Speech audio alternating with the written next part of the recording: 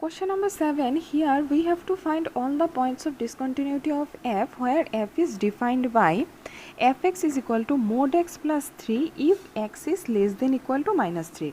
Since here x is less than equal to minus 3, that means x is less than minus 1 also. If x is less than minus 3, then it is surely less than minus 1. So here this mod x will take the value minus x. So we can replace it by minus x, and fx will be equal to minus x plus 3 if x is less than equal to minus 3. Then fx is equal to minus 2x if x is greater than minus 3 less than 3, and fx is equal to 6x plus 2 if x is greater than equal to 3. Now here fx is defined for all the real numbers. The first one is defined for less than equal to minus 3, second one is defined for greater than minus 3 less than 3, and the third one is defined for greater than equal to 3. So fx is defined for all the real numbers. So we will check the continuity for all the real numbers. So first of all we have to assume c is less than minus 3 and we will check the continuity. Then c is equal to minus 3. Then we will do c is in between minus 3 and 3. Then c is greater than 3. Then c is equal to 3. Now for c is less than minus 3, c is within minus 3 and 3, and c is greater than 3, we will do only limit x tends to c fx and f of c. For these three we need not to do the left hand limit and the right hand limit. We can do only these two parts. For c is less than minus 3, c is greater than 3, and c is within minus 3 and 3. Now for c is equal to 3 and c is equal to minus 3, we have to do the right hand limit and the left hand limit. This is because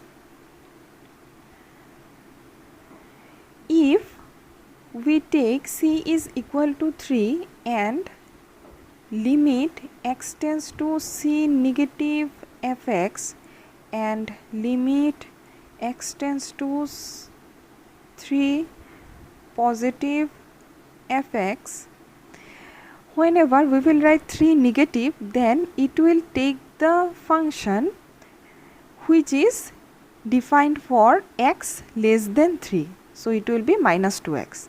Whenever we will write x tends to 3 positive, then it will take the function which is defined for greater than 3. So it will be 6x plus 2. 6x plus 2 for limit x tends to 3 positive fx. So since for x tends to 3 negative and x tends to 3 positive, the function is changing. That is why we have to do the right hand limit and the left hand limit separately. Then we have to do f of 3. Then we have to check these 3 are equal or not. Now if we take c is equal to minus 3, then limit x tends to minus 3 negative fx, then we have to consider the function which is defined for less than minus 3. Minus 3 negative means the left side of minus 3, that means we have to consider the function which is less than minus 3 and which is mod x plus 3, that means it will be minus x plus 3.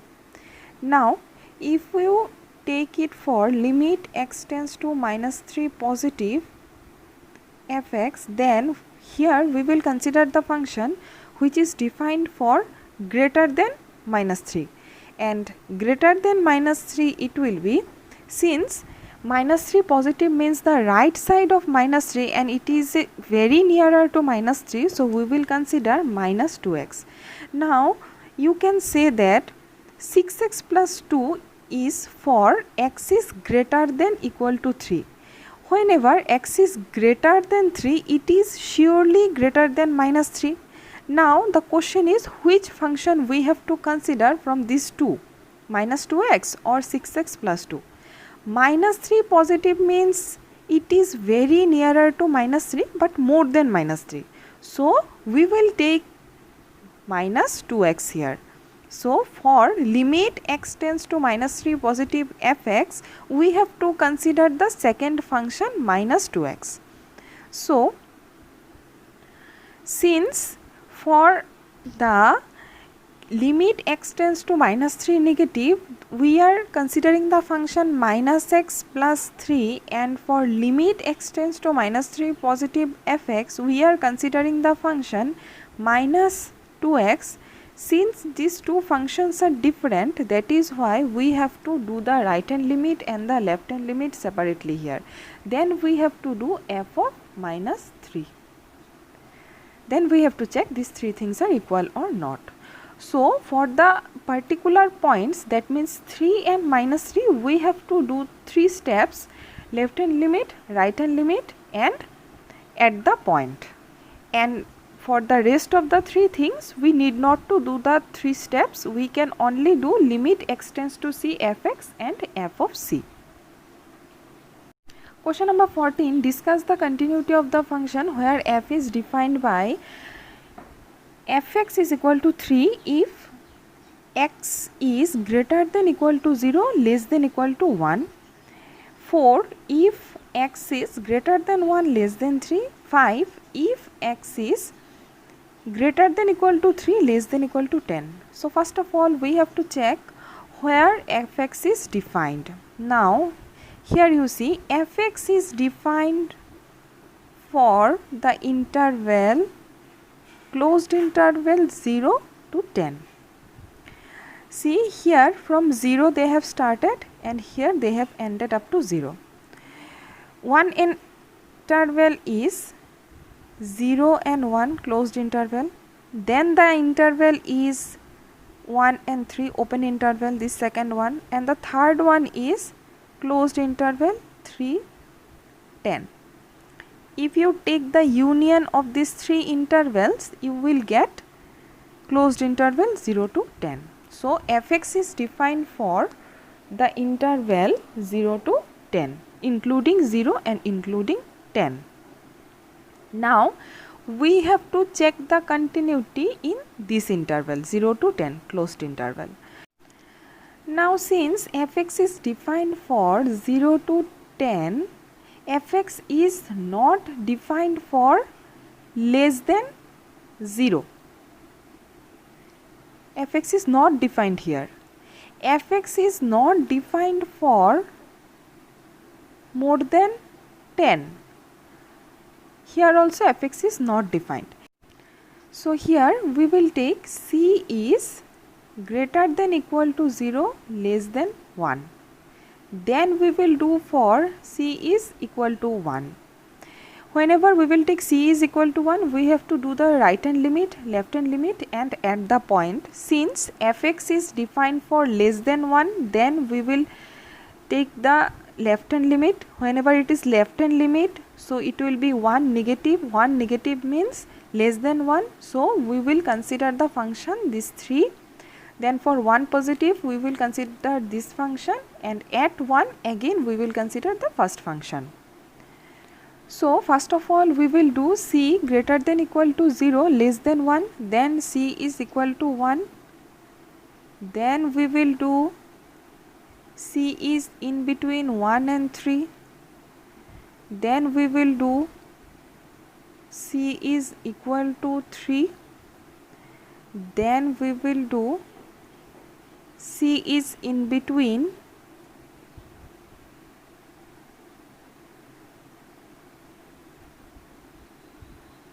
3 and 10.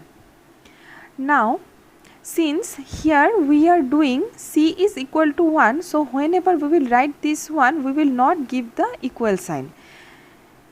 Since in the point 4 we are doing c is equal to 3, here we will not give the equal sign. Now the only difference here is,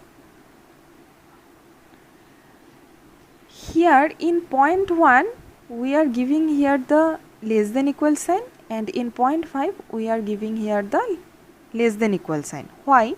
Because here we cannot do c is equal to 0 and c is equal to 10. Why? Because fx is not defined for c is less than 0. Whenever we will write c is equal to 0 and then we have to do the left hand limit, right hand limit and at the point. For right hand limit we don't have any problem because fx is defined for more than 0. But for left hand limit, whenever we will write limit x tends to 0 negative fx, then we have to consider the function which is defined for x less than 0. But here it is not given anything for x less than 0. So we cannot do c is equal to 0 separately. So here we have merged this one. Same thing for c is equal to 10. fx is defined for x equal to 10, x less than 10, but fx is not defined for x more than 10. So whenever we will take c is equal to 10, then whenever we need to do the right hand limit, that means right side of the 10, then we have to consider the function which is defined for x greater than 10. But here we don't have anything for x greater than 10. So we cannot do this one also. That is why here we have merged this 10 also. So point number 1 and point number 5 we have to write in this way because they are not defined for less than 0 and more than 10. Question number 15. fx is defined for less than x. fx is defined for greater than equal to 0, less than equal to 1 and fx is defined for greater than 1. So here fx is defined for all the real numbers. So we have to check the continuity for all the real numbers. So here we need to do c is less than 0, then c is equal to 0, then c is in between 0 and 1, then c is equal to 1, then c is greater than 1. 5 cases we have to do. So whenever we will do c is less than 0, c is in between 0 and 1 and c is greater than 1, we need to do 2 steps, limit x tends to c fx and f of c. And for point 2 and point 5, that means for c is equal to 0 and c is equal to 1, we have to do the right hand limit, left hand limit and at the point. And c is equal to 0, whenever we will take this one, then for left hand limit, that means we will take the function for less than 0, we have to consider 2x. For right hand limit, we have to consider the function for more than 0, which will be 0, second one, and at the point also the function will be 0. For c is equal to 1, for the left hand limit, that means x is less than 1, then we have to consider the function 0, the second one. For right hand limit, whenever c is equal to 1, that means we have to consider the function which is greater than 1. So we have to take 4x, which is the third one, and at 1 we will take the second function again. So for c equal to 0 and c equal to 1, we have to do the right hand limit, left hand limit and f of 0 and f of 1. Question number 16. Here fx is defined for less than equal to minus 1, greater than minus 1, less than equal to 1 and greater than 1. Here also fx is defined for all the real numbers. So we have to take c is equal to minus 1, then c is less than minus 1, c is in between minus 1 and 1, c is equal to 1 and c is greater than 1. So here also we have to do the 5 steps. For c is equal to 1 and c is equal to minus 1, we have to do the right hand limit, left hand limit, and f of minus 1 and f of 1. And for rest of the 3, we will do only limit x tends to c fx and f of c.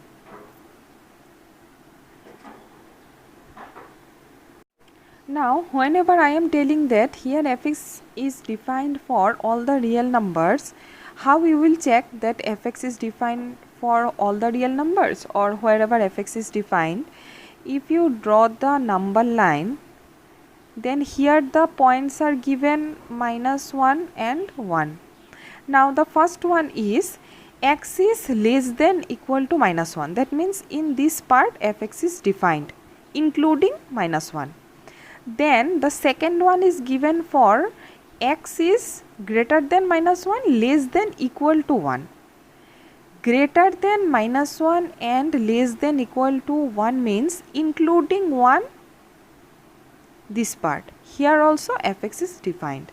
Now the third one is for x is greater than 1 excluding 1, so in this part. So in the whole number line fx is defined. In this way we can find fx is defined for all the real numbers.